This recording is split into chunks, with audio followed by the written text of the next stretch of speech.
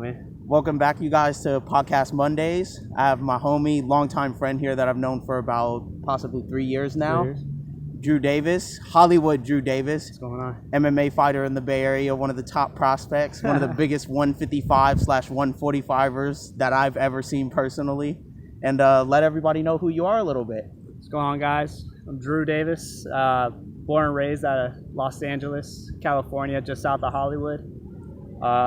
Been out here in SF for 5 years now. Went to school at SF State. Just got my degree. So now I'm just living out here, training, enjoying the whole process of becoming an adult, man. It's exciting stuff. What brought you out to SF, though? Just school, going to college, and then at first, I was kind of like, all right, what do I like more? Do I like Los Angeles more or San Francisco? Do I want to go back to LA? Mm-hmm. Right away when school's done, and definitely San Francisco has grown on me a lot. I've met some amazing people here. Some of my closest friends are out here, and I love training in mixed martial arts, and Dragon House feels like a family to me. So I definitely have no rush in going back to LA. I want to stay out here in SF as long as I can. So that's why I'm here, bro. Well, how'd you run into, let's say, Sifu and Dragon House, that whole scene? How did you run into them, and how did you start? What was your first day like, and possibly how was your fight? I trained a little bit, so I started training in Los Angeles when I was 19 at a little gym, a little school called Musa Martial Arts Academy, run by Grandmaster Davis Chong. Shout out to Davis Chong. He's a mentor to me. He's a coach to me. I trust that man with my life, bro. He's a great person that I've seen him in your corners for some fights. Yeah, I'm really fortunate to meet him, man. He's always been real with me. He doesn't bullshit. If he feels like I'm not ready for a fight or I wasn't ready, he'll let me know. He's great to have him.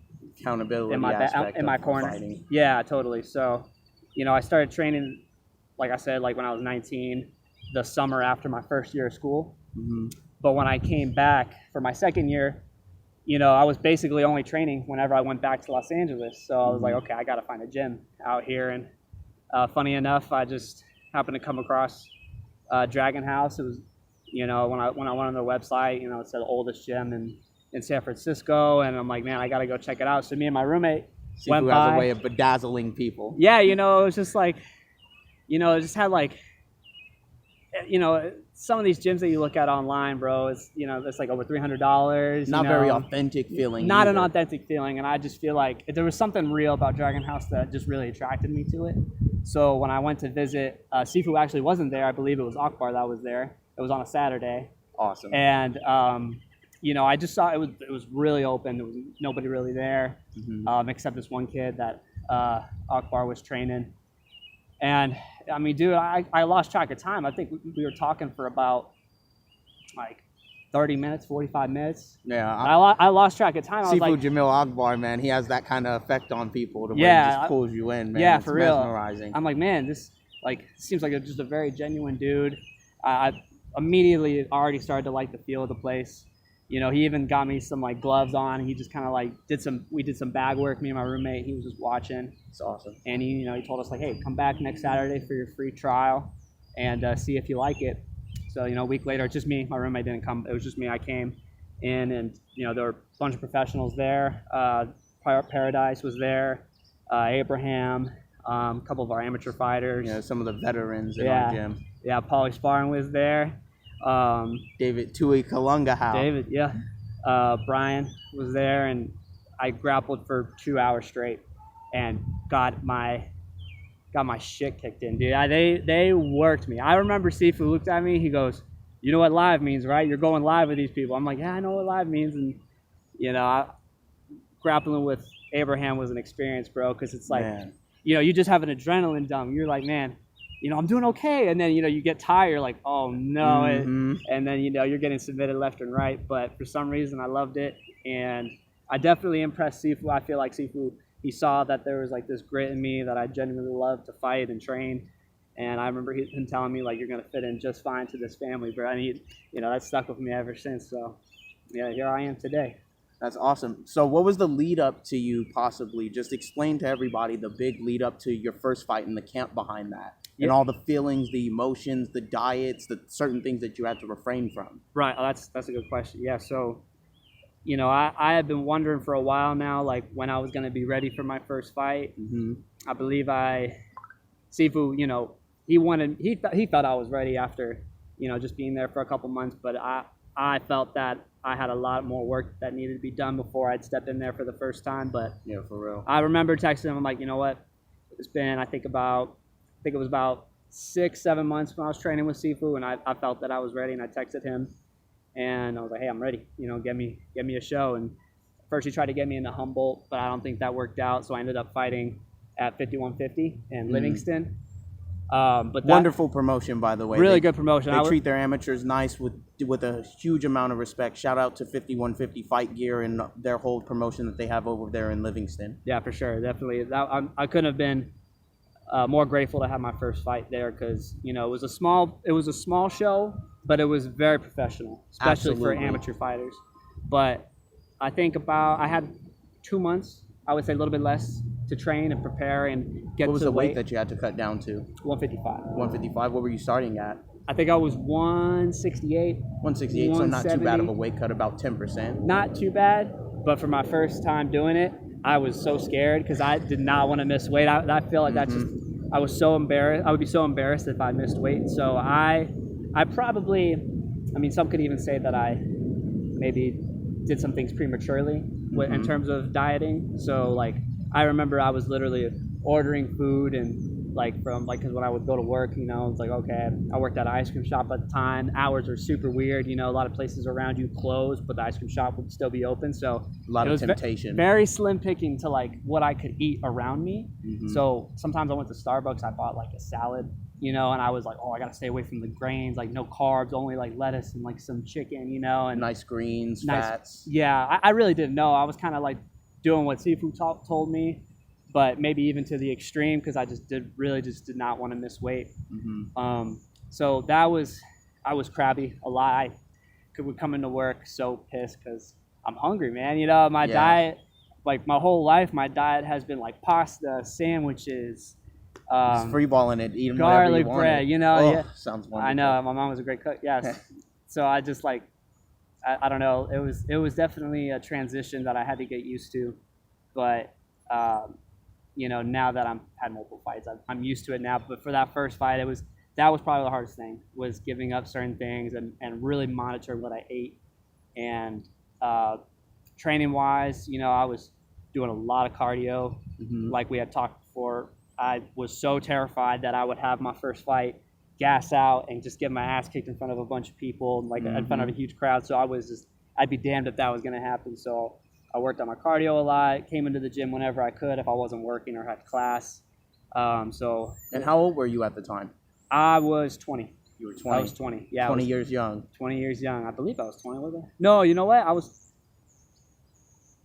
it?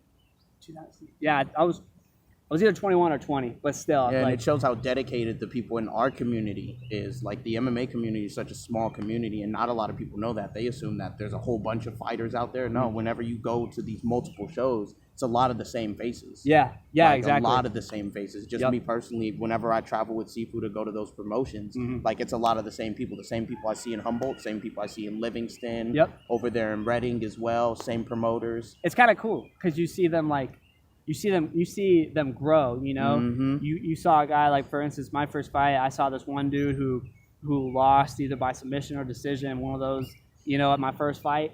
But then my third fight, I see him again, and he just knocks some dude out in the first round. You're like, whoa, like, he's gotten a lot better, you know? It's definitely a journey that, you know, I wonder, like, oh, will I see these people throughout, like, my professional career? It's kind of exciting to look at that, but...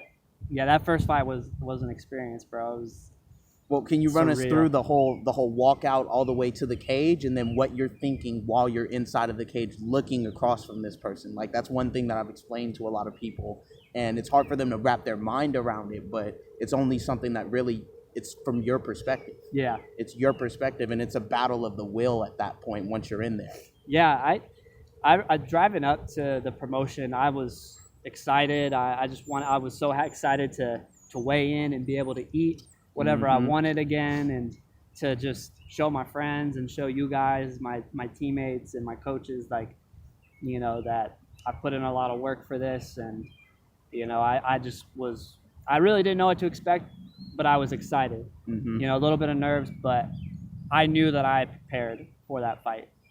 And so when you get to the promotion and you weigh in, I mean, surprisingly, I wasn't that nervous. I mean, looking at my opponent, I was like, okay, he's 5'6" or so. He's going to wrestle me. Like, it was everything that I prepared for in my head, and I was confident.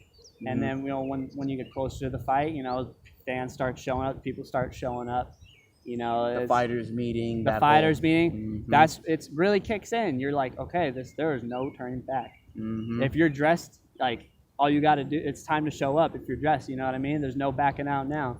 And I think I remember, like, getting my hands wrapped and everything, having all you guys there. I felt a lot comfortable knowing that a lot of our teammates were there. So I really don't think until when the first fight started, that's when I was like, okay, I'm nervous now. It's good. Explain to nerves. us the nerves of the walkout, all the way to stepping physically in that cage, or walking up the stairs into the cage. It's surreal, bro. I mean, like, you walk out, the lights are on, it's the spotlight's on you. It happens so fast. It's hard for me to kind of fully. Got chills just thinking about it. It's really hard to just completely explain, like, exactly what you feel. It's just, you're so focused. I think it's just, you're just so dialed in on. It's time to show up and perform. Yeah, because if you're thinking about anything else, really, you're probably not ready. I mean, Yeah. So it's just tunnel vision.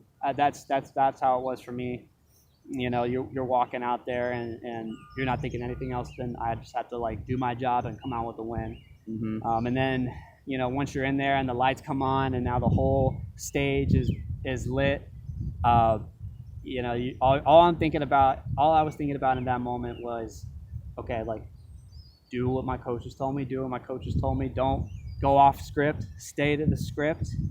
And then when that fight starts, it's like I just literally grabbed the script and just threw it out the window and just was doing whatever I could. Yeah, it's survival at that point. It's primal, it's instinctual. Man. Yeah. So I definitely was just all over the place. Can you run us through your first fight and how it all went down? Yeah. So from your perspective. From my perspective, yeah. So fight starts.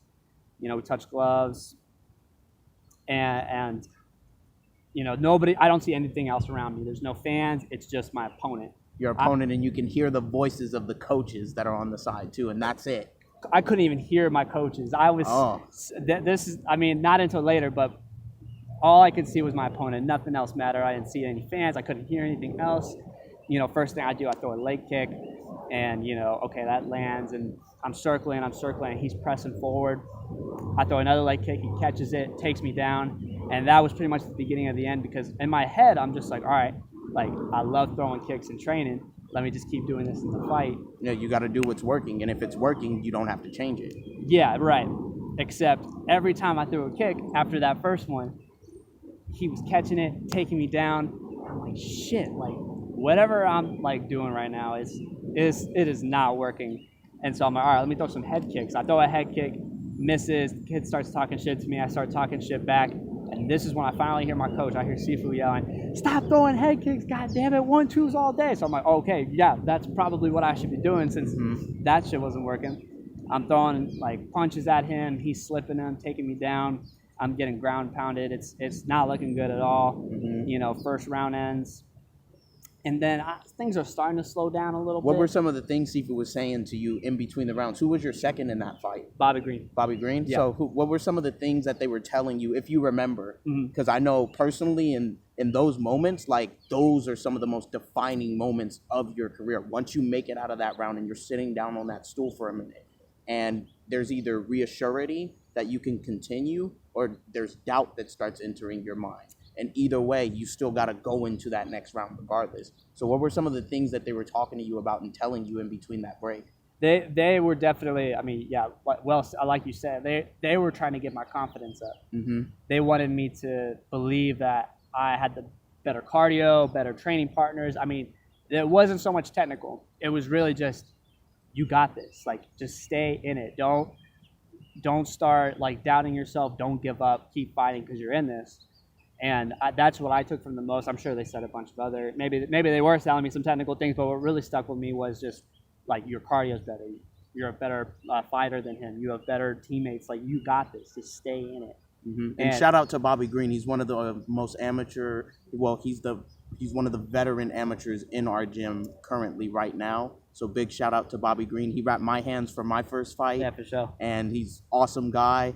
Awesome, just everything about him. He's a well-known wrestler in the community of wrestling and in the MMA community. I can't wait to see him make his pro debut one day. Hell yeah, Bobby. Yeah, Bobby's always been in my corner ever since I first started going to Dragon House. So yeah, big shout out to Bobby Green for sure. Then entering that second round. Entering the second round, I feel like I was a little more present. Mm-hmm. I feel like things were slowing down a little bit, but I was still surprised. Like, okay, because when you're training, sometimes you don't always train with guys that, maybe are more skilled than you in certain. Maybe you're better in jiu-jitsu with when you're training with certain guys, and it gets your confidence up. But maybe not necessarily the best idea when you're training for a fight, because I was surprised how fast my opponent was, how good his wrestling was. Because whenever you have that, because in training you have a little bit of that adrenaline kicking in, because there's a sense of safety that you feel in the gym because it's a controlled environment. Exactly. But once you're in the cage and you just let it all out, it's different, and it's a total adrenaline dump, and especially for a first time, especially if it's just your first time fighting. Yeah. In that cage, so where it's not necessarily a controlled environment, but it's controlled to a certain extent. Yeah. And now you're not worried about this person's health. You're not worried about their well-being. You're just worried about the task at hand, and the task at hand is to win. Exactly. So I was surprised from the first round how fast he was, how strong he was, his wrestling, jiu-jitsu. So I really was trying to figure out, get yourself back into the fight, a game plan. Yeah. And it just, nothing really seemed to really go my way. He was the better. It was his night, not mine. And he ended up catching me in a submission, which I was able to get out of. I was able to get out of his armbar, and he flowed perfectly into a omoplata and finished the fight there. And that feeling, it still sticks with me to this day. It's so disappointing because you put so much time and effort, and you sacrificed so much. And to come up short, it's a nasty, bitter taste in your mouth. But I can tell you this, that I for sure learned a lot. I've learned so much from every fight that I've had. But for some reason, that one in particular really stuck with me, because I never felt that I was out of the fight, even though I lost. I always felt like, if I had rolled out of that submission, I could have caught him in something. So I definitely don't want to feel that kind of feeling again. I've had losses since then. I've still, had my experiences that I feel like have made me grow. Mm-hmm. But there's no doubt that I set a standard for myself after that first fight, and I want to get back into that shape. I want to be successful as an amateur and take that on to becoming a professional and carry it on. Exactly. Well, fast forwarding then, I also remember one of your best performances that I've personally ever seen when you fought the quote-unquote champion of Jesus. Now, I remember this guy, real one of the most authentic Latin guys I have ever met in my life. Interesting dude. He showed up to the weigh-ins. His weight cut looked terrible. Like, oh my God. I remember we saw his ribs. Yeah. Bro. Like, I'm pretty sure I saw his heart beating. And you know what? Like, he came in ready to fight against this guy. I remember the whole build-up for that and everything. Mm-hmm. But let's run everybody through that training camp, the people that you were around and surrounding yourself with, what you were eating, the kind of focus and the mentality that you were bringing to that fight. Yeah. So we're fast forwarding into my third fight. Mm-hmm. I definitely felt like doubt creeping in. Like, I wouldn't lie to you. Like, I started to question, like, is this like what I'm supposed to be doing? Like, is this for me? Yeah. Like, I love to fight. I love to train. I love to compete, but maybe I'm just not cut out for it. And I remember I told you that, probably. I remember it was a Sunday training session because we were talking one day, and then me and Jiu-Jitsu Chris, we were training every single Sunday doing those hard rounds in the gym. Yeah. And then I invited you to come one day, and then you were like, dude, I'm I want to win. I want to get this in the bag. Yeah. I need to fight and I need to win. Yeah. And I want to win so bad it's ridiculous. Yeah. And you told me, you're like, bro, if you're training with killers, doesn't that make you one? You know, Straight up. I remember that. I feel like this was a really important moment for me, that I needed to surround myself with people that take this seriously, you know, and it's not a joke. It's not, oh, I gotta come, I can come every other day, or I'll train when I want to. It's no, like, if I'm preparing for a fight, there's no other option, because you will lose if you are not giving it your all. And sometimes I get it, you know, you got work or school, like there's things that get in the way of things, but you have to stay focused. And I feel like training with you, training on those Sundays, I just feel like leading up to that fight, I was doing all the right things, training with the right people, and I remember that, and it showed. You know, there were some of those training sessions that I remember, man. You had some of the coldest eyes I've seen in a cool minute, man. And I remember that. I remember that whole training session and that whole camp. You were there every Sunday with me and Jiu-Jitsu Chris. Sometimes Saturdays too. Yep. We were training like honest training, like putting in like some serious work. Yeah. We kept each other's safety at the forefront of everything, but at the same time we kept each other real, and we were telling each other like, fam, like when we go in there and we fight, because I remember I had a fight scheduled as well. I ended up not making weight, so another fighter of ours ended up taking my fight instead. But I remember like leading up to that, I was going like, dude, when me and this guy go there to this venue in Reading, we are leaving there with wins. Yep. That's it. And that's what happened. We're not leaving with anything else. We came here to win, and that's it.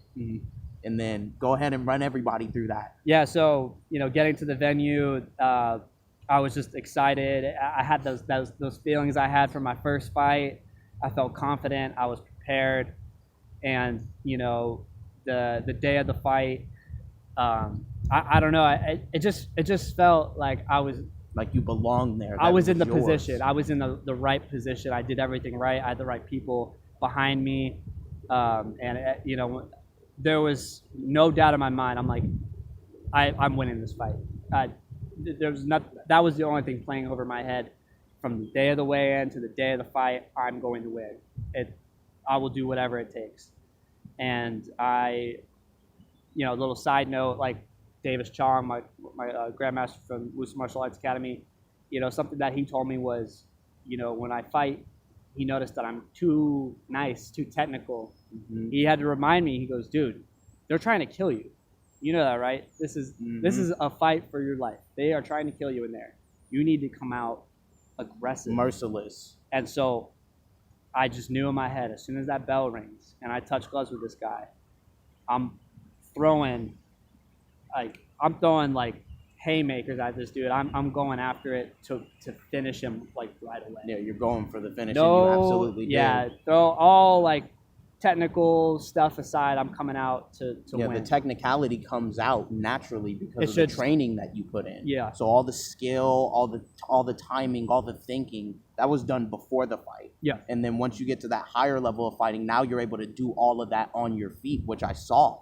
Yeah, I saw that day. So as soon as the bell rings, I was able to watch a couple of his fights before, so I could tell. I'm like, okay, like if he steps back, he's gonna just wait for the guy to come to him. If he presses forward, I'll figure out something else. But I was assuming that he would just take a step back and kind of let the action come to him, which is exactly what happened. So as soon as we touch gloves, he steps back, and I just go right in with the straight. And I'm just throwing punches like a crazy person until his back hits the fence. I drop him with an uppercut, and then the born-again boxer turns into a wrestler. So I'm like, okay, here we go. We ended up like scrambling. I take him to the ground, and from there I finished it with the rear naked about like a minute into the first round. And there's just no better feeling than that, because it's everything paid off. And it reminded me that I think you finished him in underneath 2 minutes. I think it was like 50 seconds or something like that. It was like a 51-second something finish? like that. Yeah, I gotta like look back on it, but whatever. I mean, it's just the first round finish. Just like it reminded me that I'm here. You know, this is what I want to do.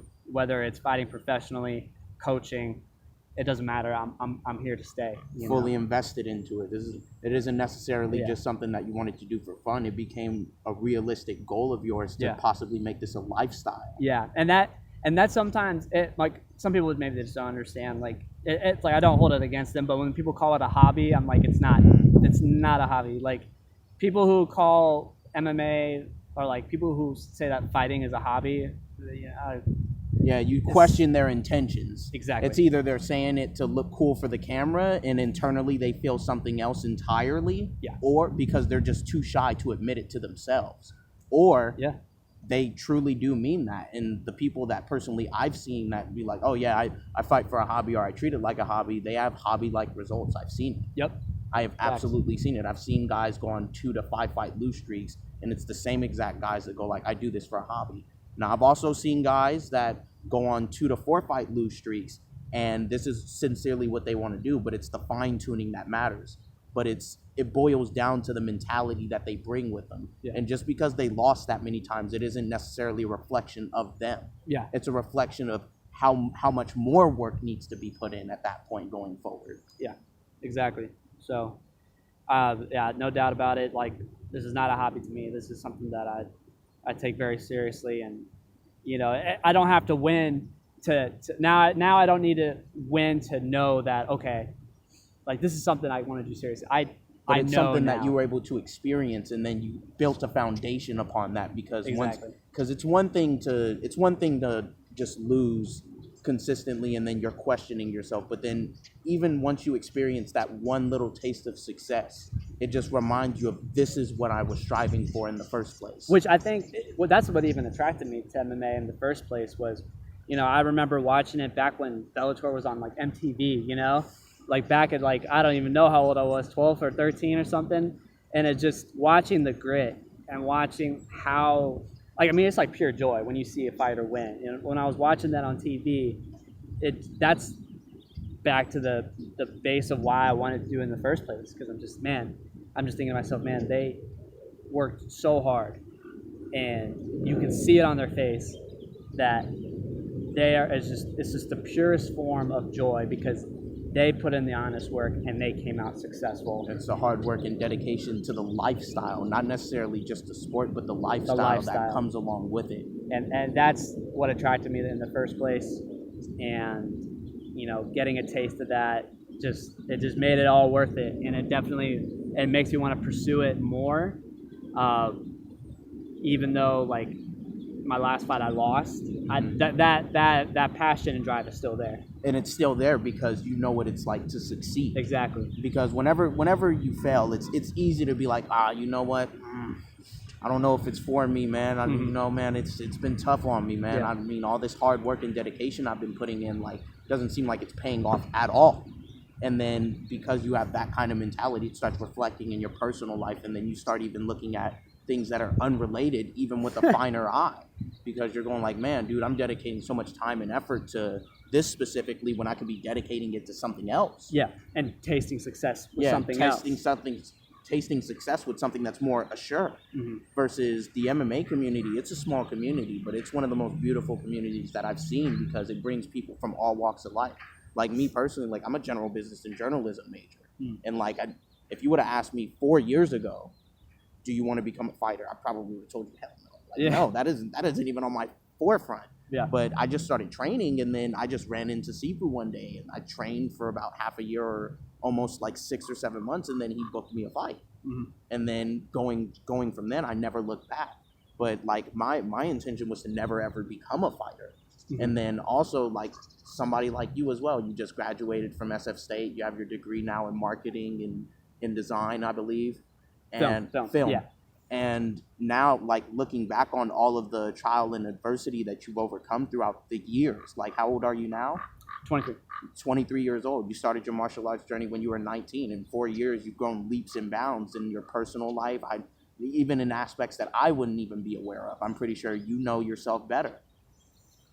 Yeah, I mean, I think, first of all, I think moving from Los Angeles helped a lot with my process in maturing and just growing as a person. I mean, that alone brings a lot of experiences that, you know, that they're not always glorious, but you learn a lot from it as a person. Putting yourself out there in a very vulnerable spot and position. And then MMA, it doesn't get more vulnerable than that, right? Oh man, so you really learn a lot about yourself in training and especially fighting, and I think that's something that's beautiful, and that's something that you can. It just shows that you can always grow as a mixed martial artist. You can always grow as a person. Don't ever stop. Don't ever think for a moment that I'm top dog. I'm hot shit. Nobody's better than me, because there's always somebody better than you in something, in some aspect of life or some aspect of mixed martial arts. Mm-hmm. But in that night, you have to be the best. And that night, just you have to be the best. One night, that's it. Seize your moment. Mm-hmm. When you have your moment, just take it. That's another thing that stuck with me that you've told me before, Juma. So yeah, there's just a lot of beautiful things about MMA that I just want to keep learning and progressing on. Yes, sir. Yep. Well, you guys, that was the 4th episode so far that we've come together with, and you know what? I called this guy, I believe about a week and a half, 2 weeks ago, and I asked him to come on to the podcast, and he said that he would absolutely be down, and I truly do appreciate Of course not. You just coming through. You've been there for me in some tough spots as well. In my training camps, you've been one of my most awesome training partners, and I'm always glad to just share the space, and you have such a dynamic personality that I just enjoy it. Big shout out to the Whitlock team. Yeah. This guy CWT makes some of the best fight gear in NorCal, period, contending with all the other fight shops out there that like to put out gear. No diss to them, but this guy, man, he makes some pretty good stuff. He was one of my first sponsors to ever hold it down for me as well, and I truly do appreciate everything Rob does. Yeah, follow him on Instagram at _the_Whitlock and _team. Big shout out to Drew. Go ahead and let everybody know your social media and everything like that as well. Yeah, it's Drew Davis _the kid. Yeah, follow me on Instagram. This is gonna be, I haven't posted in a while, but I'll try to keep everything updated with my fights. Yeah, man, check me out. And my Instagram is JJTM_MMA. Follow me on Instagram. You can find me on Facebook at Juma Muhammad. Jumah, last name Muhammad, Muhammad. Any sponsors that want to get some huge shout outs or possibly sponsor this podcast series, please let me know. Inbox me. My business email is jumah.muhammad@gmail.com. Just let me know. Drop it. I'm looking forward to actually creating a Patreon page. That's in the works right now. I have to get some camera equipment and everything so that I can properly produce some good content for everybody, and just different tiers and different levels to that. So that's underway. I'll let you guys know how that progresses, inshallah, with the next episode. And thank you guys for the constant support. Big shout out to Drew once again. Thank you for coming on, dude. Thanks for I having always me. appreciate it, man. Sure, All right, you guys, have an awesome day. Peace.